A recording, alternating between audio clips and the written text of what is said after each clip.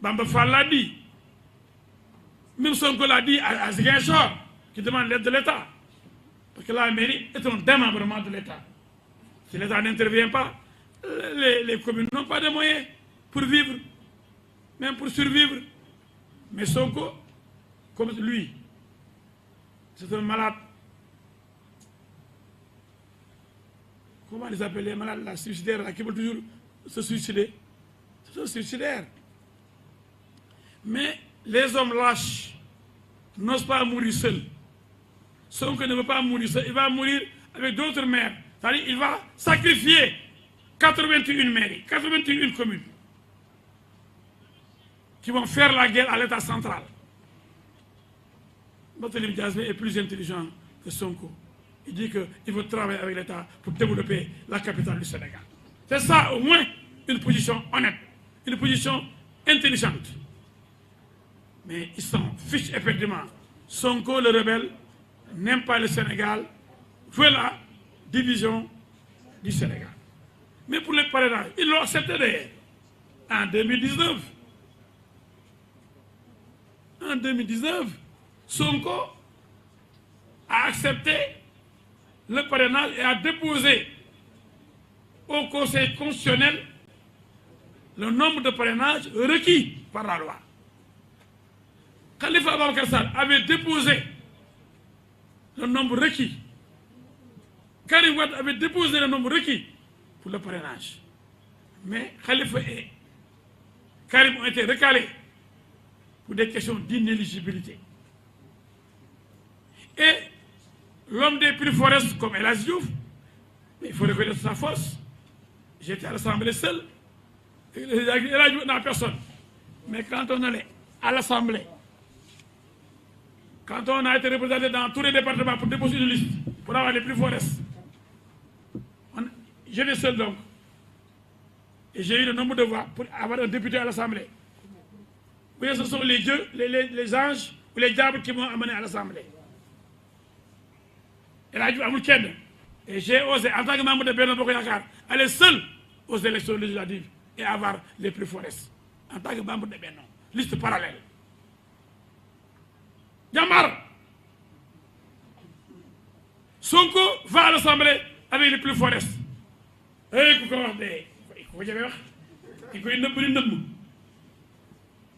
Et j'ai vu des journalistes PSG qui disent à Doudou Wade,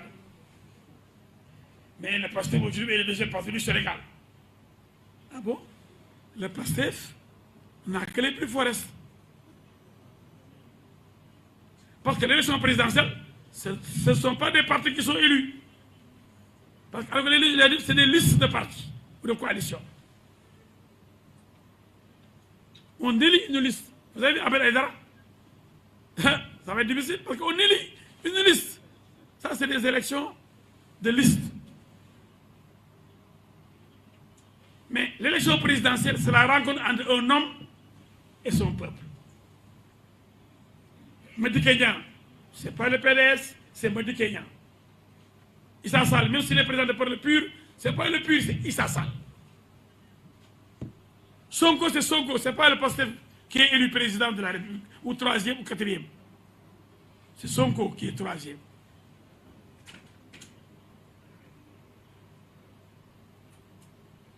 On nous tympanise, on dit, oui, maintenant le deuxième parti du Sénégal, c'est le PASTEF. Comment ça? Un parti. Sonko peut être troisième. Mais le PASTEF n'est pas troisième. Et troisième, pourquoi? Parce que les prix forestes sont toujours là. Sonko n'a pas dépassé les prix forestes. Parce qu'on a recalé Karim Meïssa Wade et Khalifa Sall et Pape Diop. Khalifa et Karim, presque leur électorat, c'est Sonko qui en a bénéficié. Avec 7% de Khalifa et 7% de Karim, plus 1% de Sonko, ça fait 15. 7% de Karim, 7% de Khalifa Sall, 1% de Sonko, ça fait 15%. C'est pourquoi les M2D, je vous prends témoin, après la sortie de la gendarmerie là, de Sonko, a dit, avec les Cheikh Tidiane Dièye, docteur Cheikh Tidiane Dièye, que, là je m'adresse à Khalifa Sall, le M2D a dit qu'il s'oppose à l'amnistie de Khalifa et de Karim parce qu'ils sont condamnés à payer des milliards aux Sénégalais. On ne doit pas les amnistier. Aujourd'hui, Khalifa est avec Sonko. C'est là que Sonko se bat pour que Khalifa ne soit pas amnistié, ne participe pas aux élections. Comme ça, il va récupérer l'électorat de Khalifa. Khalifa, à Khaoué Bousgran, soit plus intelligent que ça. Donc, ce qui est clair, c'est que Sonko est toujours à l'état des plus forestes. Et lui-même disait, quand on a voulu faire de Idriss Seck le chef de l'opposition, je vous prends encore à témoin, Sonko a dit, mais personne n'ose lui rappeler cette phrase, que le chef de l'opposition doit être choisi à l'Assemblée, et non par rapport à l'élection présidentielle.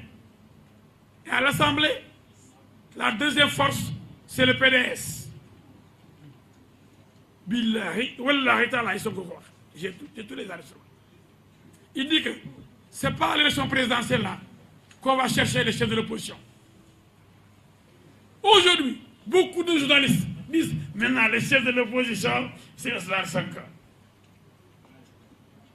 Lui-même, mais on ne peut pas être plus royaliste que le roi. Quand Idriss Seck a été considéré comme chef de l'opposition, toute l'opposition a dit niet. Mais comme Sonko moom ndeysaan ndax na doon liggéey peut-être dans le bois sacré, tout le monde dit maintenant, écoutez, c'est Sonko le chef de l'opposition. Et lui-même nous renvoie à l'Assemblée pour dire c'est le parti le plus représentatif de l'opposition à l'Assemblée qui doit diriger, qui doit être considéré comme chef de l'opposition. Maintenant, le troisième devient deuxième pour eux, ce qui n'est même pas, je ne sais pas, comment un troisième peut-il devenir subitement deuxième? Le troisième reste troisième. Jusqu'à la prochaine élection présidentielle, il est troisième, il n'est pas deuxième. Les résultats proclamés ont donné premier, deuxième, troisième. Jusqu'aux élections 2024, Idriss Seck est le deuxième. Voilà, il faut qu'on éduque le peuple. Je termine par là.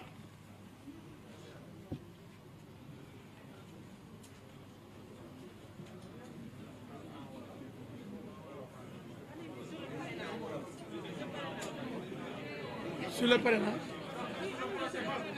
Oui, maintenant c'est à vous pour les questions.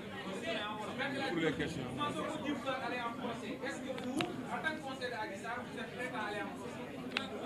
Je vous renvoie à la dernière interview d'Adji Sarr, qui est très pressé d'en découdre avec Sonko, qui vous dit que elle dit même que l'État et la justice sont faibles, parce qu'on aurait dû faire ce jugement depuis longtemps, et que si on ne veut pas juger, elle n'a qu'à aller à l'étranger, parce que là, elle vit, elle est menacée de mort. Vous savez, les Sonko Boys sont des criminels. Ils cherchent à la tuer tous les jours. N'ayant pas pu même la localiser pour la tuer, ils se sont donné rendez-vous chez moi au Manis pour tuer son avocat. Ils ont brûlé ma maison. Ils ont saccagé ma maison. Donc, les gens de Sonko, ils ont saccagé les magasins au champ. Ils ont endommagé beaucoup de services et de biens. Ce sont des bandits. Ils sont capables de le tuer. Elle est très pressée à Adji Sarr. Elle prie pour que le procès ait lieu rapidement. Et oui, comment Jakaarlo xam ni jëw moo neex. Comment Jakaarlo xam ni jëw moo neex. C'est facile de dire oui.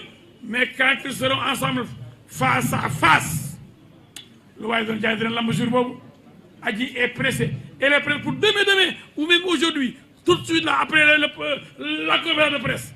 Adji est prête pour qu'on organise le procès aujourd'hui même.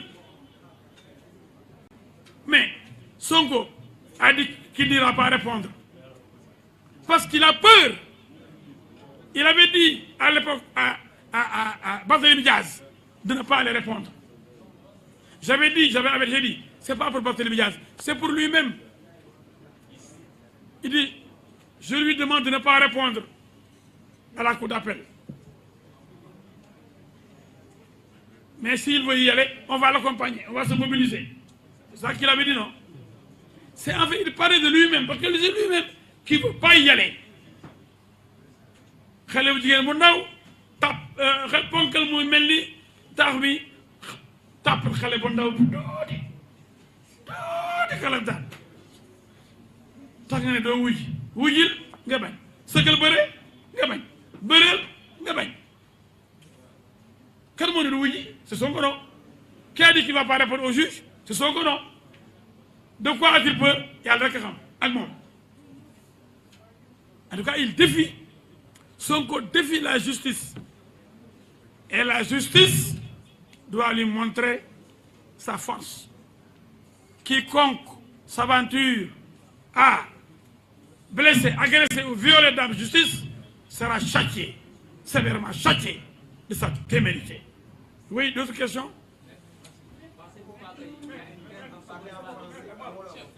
Yeah. Non, allez-y.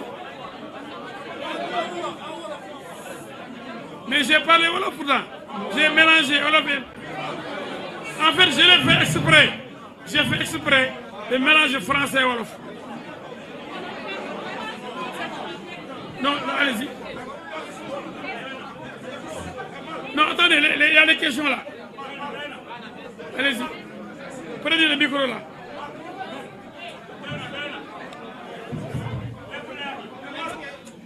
Non, mais quand même, un instant, le temps de permettre à d'autres de...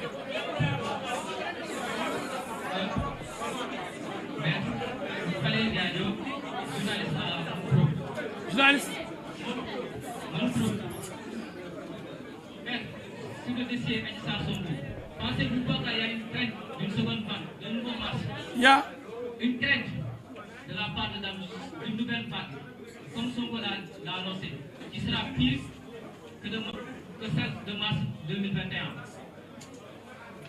Non, il n'y aura pas de seconde vague. Ça, Macky Sall l'a dit. Plus jamais cela. Les gens sont avertis. L'État a été peut-être surpris. Mais aujourd'hui, l'État a pris toutes ses responsabilités et ne se laissera pas faire. Et si quelqu'un s'aventure à tuer, à casser, à faire du mal dans ce pays-là, il sera immédiatement pris et mis hors d'état de nuire. Et les gens ne sont plus prêts à suivre Sonko. C'était une coïncidence. Les gens étaient affamés. Il y avait le couvre-feu, il y avait la famine, il y avait la misère. Les petits métiers-là ne pouvaient pas s'exercer. La banlieue était fatiguée, étouffée. Alors les gens se sont révoltés. Mais même les jeunes d'aujourd'hui, avec la victoire du Sénégal à la Coupe d'Afrique, avec le stade du Sénégal à Abdoulaye Wade, avec les réalisations de Macky Sall, avec le refus de Ousmane Sonko d'aller accueillir les Lions. Ousmane Sonko est maintenant discrédité par la jeunesse. La jeunesse du Sénégal a tourné le dos à Ousmane Sonko parce que Ousmane Sonko a refusé de fêter avec les Sénégalais cette Coupe d'Afrique qui nous est si chère, ce stade qui nous est si cher. Et c'est clair. Les jeunes maintenant en veulent à Sonko. Ils le dénoncent. Ils se disent manipulés et que maintenant ils ont pris conscience. Ils feront face à Sonko. Personne ne va plus le suivre.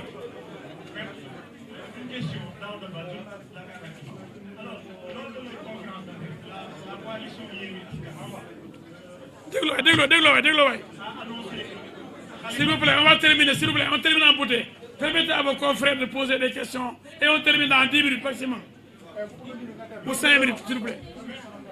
Lors de leur conférence, les leaders de la coalition Yewwi Askan Wi ont soutenu que Khalifa Sall sera leur candidat pour les élections législatives. Et on sait que Khalifa Sall avait maille avec la justice. Alors, qu'est-ce que prévoit la loi par rapport au cas de Khalifa Sall s'il est investi aujourd'hui comme candidat de la coalition Yewwi Askan Wi aux élections législatives. Il y a déjà une jurisprudence. Le Conseil constitutionnel, par un arrêt, a déclaré la candidature de Khalifa Ababacar Sall irrecevable à l'élection présidentielle de 2019. Qu'est-ce qui a changé entre-temps? Rien. C'est des gens qui nous emmerdent. Ils nous tympanisent. Ils n'ont que la bouche pour exister. Ils n'ont que l'injure à la bouche. Ils n'ont que les menaces. Quand je vois des gens dire nous comme mais un petit gendarme peut venir les prendre, les chercher, un policier, on les amène. On a vu quand on a dit à Sonko de descendre de sa voiture, il a voulu